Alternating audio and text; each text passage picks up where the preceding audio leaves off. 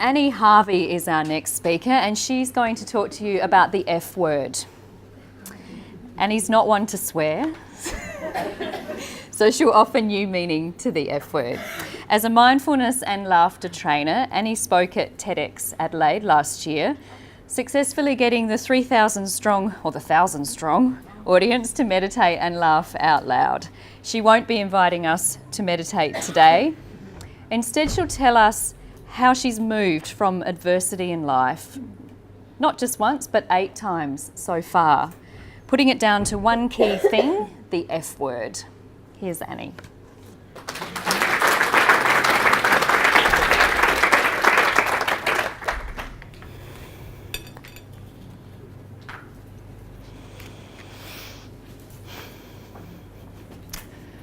Lo siento. Je m'excuse. Jammer. Sorry. It's the hardest word for many of us to say, which is probably why not many of us actually say it. The word Ilunga comes from the Congo, and it has been voted by 1,000 linguists the hardest word to translate into the English language. Ilunga means a person who chooses deliberately to forgive someone the first time, to tolerate the second time, but not to forgive or tolerate on the third. Just like kindness or patience, forgiveness is a virtue that we can all develop, but it needs lots of practice. About 6 years ago, my beautiful mum was diagnosed with Alzheimer's, and I feel sure that in a room of 80 people, there are a few people that are connected with this hideous disease. My dad was in denial, and he decided after a couple of years after her diagnosis she was getting worse, that he would take her on a little trip just back to England for a month. This was against all medical advice to take mum away from Glenelg and away from her home. So I literally begged Dad not to take her, but he chose to do so. I put them on the flight at Adelaide Airport, and they were going via Hong Kong and then on to Adelaide about 12 hours later. Went to bed that night, didn't sleep too well. Was working the next day and got a phone call from, don't know who this is that's calling me on my mobile. And it was a strange man's voice to say, "I have your mum here. She'd like to speak to you." Okay. "Hi mum. Hi. I don't know where Dad is, but I'd like to come home. Do I get the tram? I'm in Adelaide." "Right. Can you just put me on to the nice man again?"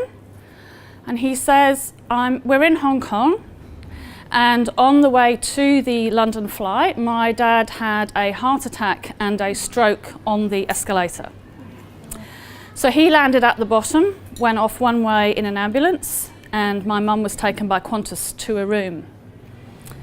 She was obviously very confused, had no idea where she was.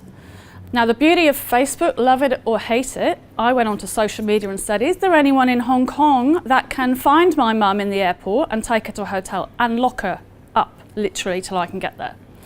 So that's what happened. I found someone on Facebook, and I got to Hong Kong. I closed 2 businesses to go for just, I thought, a few days. I packed a bag for a few days, and I was there for about 3.5 weeks. And as you can imagine, having a lady with dementia in Hong Kong and a dad who couldn't speak and couldn't walk and really hated the Chinese food, so would chuck it at me all the time. We got him treated and we waited for a flight home. We got flown home with a medical team, and then he was in the repat for another 8 weeks, and mum came to live with us. And that was where the horror of the disease really came to the forefront for me, because she was living with us. When Dad finally checked himself out of the hospital and went home, he looked at his bank statements and he decided that my husband and I had stolen all his money in Hong Kong and tried to take us to court. So now we're 4 years on. I didn't speak to him for 2 years. I used to pick Mum up at the end of the street to take her for coffee 3 times a week. But I knew I needed to do something, and the F word, forgiveness, is now part of my life. It's ingrained in me. It's my identity. But it's hard. If it was easy, we'd all be doing it, wouldn't we? So today we're going to just peek at forgiveness. We're not going to knock on the door. We're not going to go in. We're just going to peek at it. I'm going to tell you what it's not first. So forgiveness is not accepting what somebody has done to you.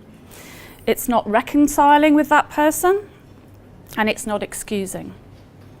True forgiveness is actually stronger than that.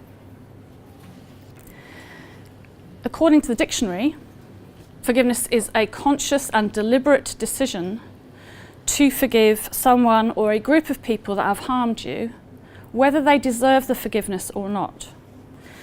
So you may ask, well, why? Why should I forgive if they don't deserve it? And I realised that the forgiveness was for me, not for him, and for you, not for them. Holding a grudge can literally disturb our peace of mind. In fact, it does disturb a piece of our mind. And I'm going to talk a little bit about the science of forgiveness. In the UK, some scientists put some people, random people, through an fMRI machine and looked at the anatomy of forgiveness. Now, I would like you all to hold your hands up if you can, left or right, it doesn't really matter. This is a model of your brain. So inside here is the limbic region, your palm, and that's where your amygdala is.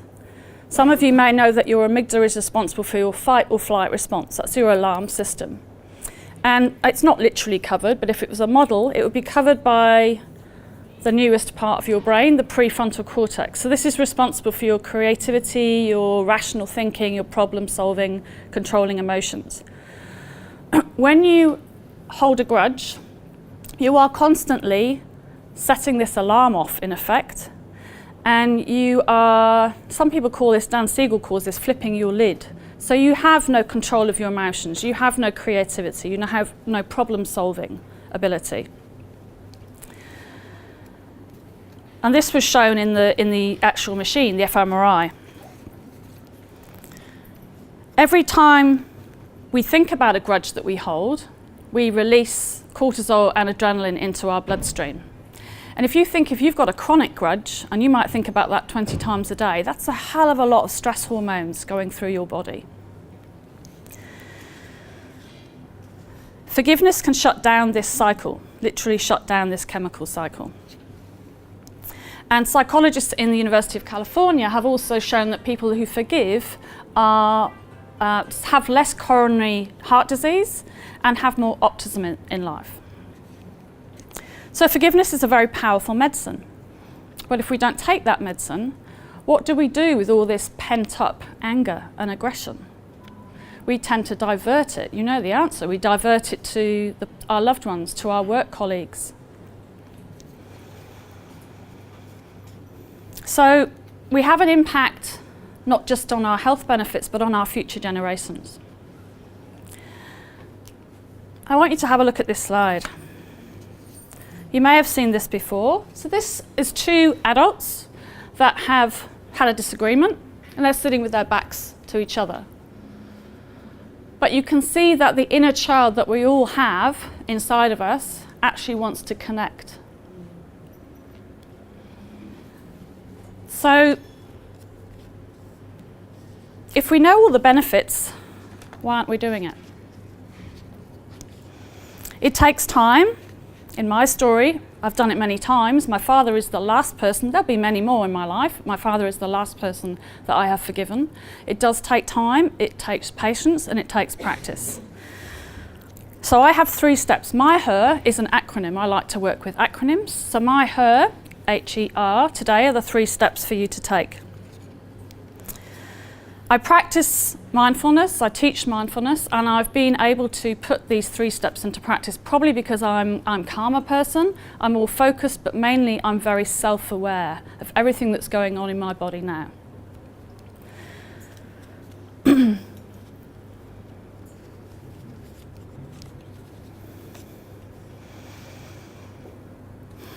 despite my strong wish to forgive my father, I knew that there was something I wasn't doing on this journey. And I would love to ask you the question, I'm sure you know what it is. I wasn't forgiving myself. I needed to do the work on myself first. So my first H is to help yourself first. It's a bit like the old cliche oxygen mask, that we can't help others without wearing that oxygen mask first. And I truly believe that's true. Self-forgiveness is critical to our mental health, our psychological health. The second part, E, is for empathy. So through mindfulness, I've definitely cultivated more empathy and more compassion, but I've been able to put myself in my dad's shoes, who's terrified of my mum and her illness. There are ways that you can have fun practicing empathy, which is using your curiosity to get to know strangers. Try and find out something that you have in common with them, whether it be a sport or a loss of a loved one. And the final one, I have to go through this. This great man will remind us. As I walked out the door toward the gate that would lead to my freedom, I knew if I didn't leave my bitterness and hatred behind, I'd still be in prison. So my R is for release. To release it, to let it go, and to move on and live a really fulfilling life. And that's really what I think my life has turned into since forgiving my father. I do still see him, but I've never uttered the words, I forgive you. He's never uttered the words, I'm sorry, to me. But I've moved on with my life. So do the work. That's what Lisa told us to do. Get off our comfy couches. Give the gift of self-forgiveness. Free others. Free yourself. And as we have to bring Oprah in today, true forgiveness is when you can say, thank you for that experience. And I want to publicly say, thank you, Dad, and thank you.